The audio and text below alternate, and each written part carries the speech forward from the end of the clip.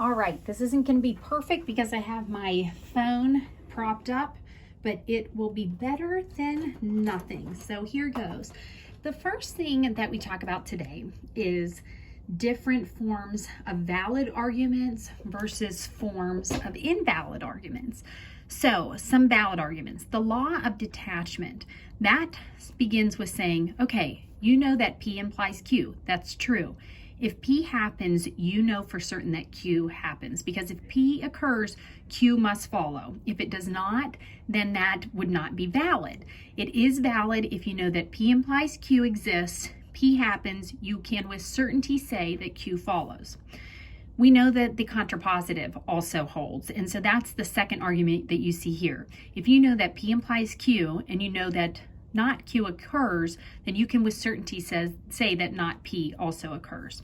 The law of syllogism, which we also call the transitive property, tells us that if P implies Q and Q implies R, then we can say with certainty that P implies R. And we saw that carried out last week in class, and then also, I believe maybe in our homework. Disjunctive syllogism.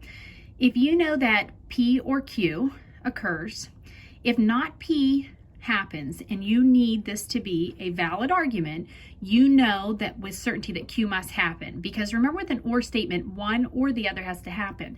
If P or Q occurs and not P, you are told happens, then you know with certainty that Q must happen. The law of simplification.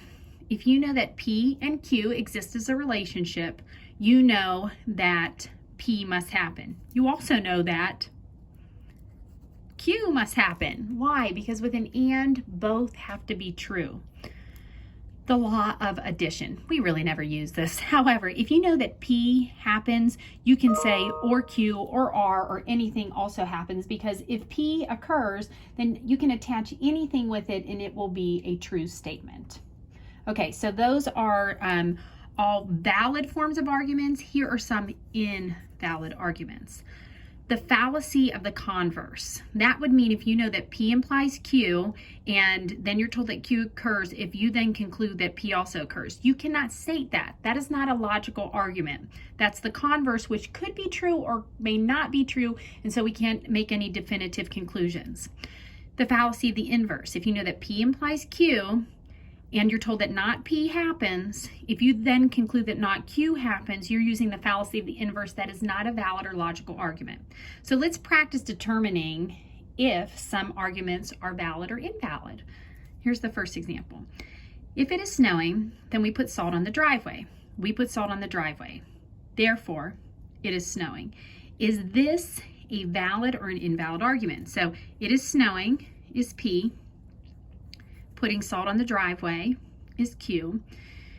If you are saying we put salt on the driveway, you're saying that if Q occurs, then P, it is snowing occurs. That's the fallacy of what? It's the fallacy of the converse. So that would be an invalid argument. Okay. Second one, if it is snowing, then we put salt on the driveway. It is not snowing, so again, P implies Q. It is not snowing would be not P. Therefore, we do not put salt on the driveway. So we're saying that not P implies not Q.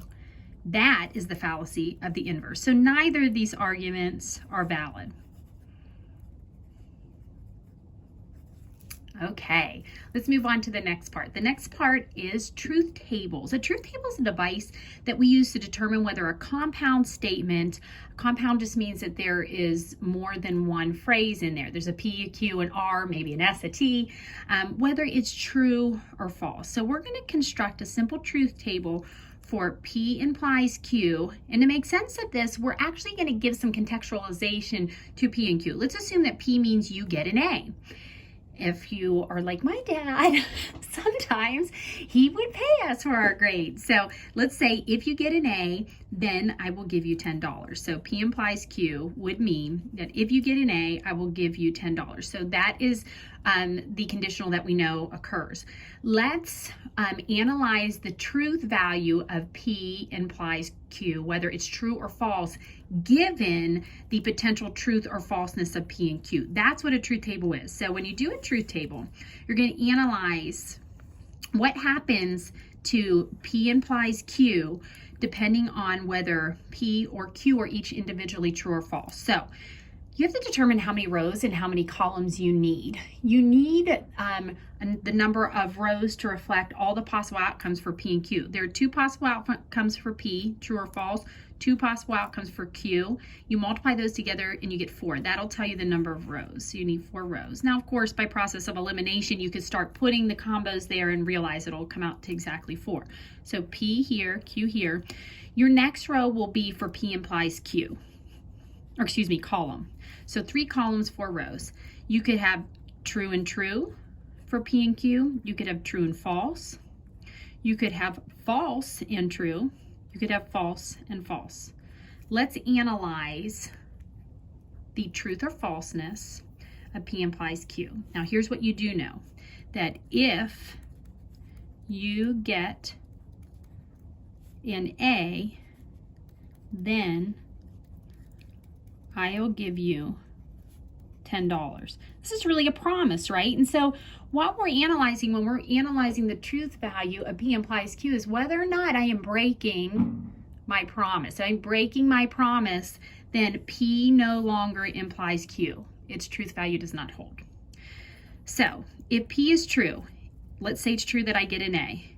What must follow is that I'll give you $10. And we're told here that assume that Q is true. That means that P implies Q. That conditional statement is true. It holds. Let's say I get an A, but it's false that I give you $10, so I don't give you $10. I have in effect broken my promise. So that means that P implies Q is not true or false. Let's say that it's false that you get an A, so you don't get an A, but it's true that I still give you $10. I haven't broken any promise, right? So P implies Q still holds. That the fact that I didn't get an A doesn't violate this conditional at all. So that is still true. Let's say that I don't get an A, and so you don't give me $10. Again, I haven't broken my promise. It doesn't violate the assumption that if I get an A, I'll give you $10. It does not violate that original conditional, so that too is true. The only time the conditional statement is false is when the hypothesis is true and the conclusion is false, or the hypothesis happens and the conclusion does not follow. Let's say that again. The only time that a conditional is false is when the hypothesis happens but the conclusion does not follow. Why? Because you violate what the conditional is saying. You break your promise in essence. So this last question says, let's talk about the negation of a conditional. Any observations? Okay. What's the negation of a conditional in symbolic form? It would be not P implies Q. Okay. When did we just say that P implies Q will no longer hold? It no longer holds when when the hypothesis happens and Q does not follow, or not Q. So in words, you could say that the hypothesis occurs, or in our case, you get an A and I do not give you $10. Or in general terms, the hypothesis occurs and the conclusion does not. Okay, that's part 1 of this lecture.